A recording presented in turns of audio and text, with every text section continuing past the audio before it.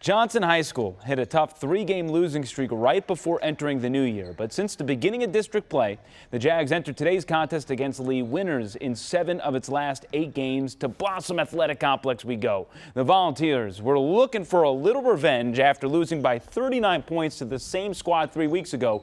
Julius Saldivar with the nifty moves in the paint to do his part, but the Jags controlled this tempo all game long.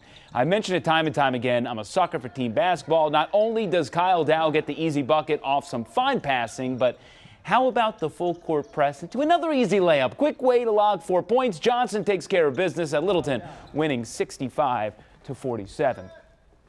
As for the girls at Taylor Fieldhouse, Brennan had the lovely task of taking on the 2-loss Clark Cougars this afternoon. Clark is just such a stingy team on defense. Future Incarnate Word guard Tania Jackson gets the layup in transition.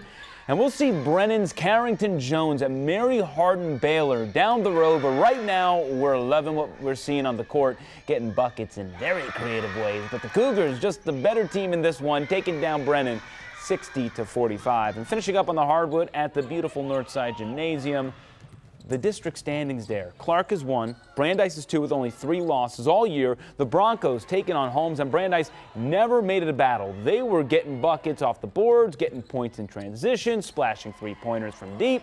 Brandeis entered the break up 33-9 and goes on to win 49-34.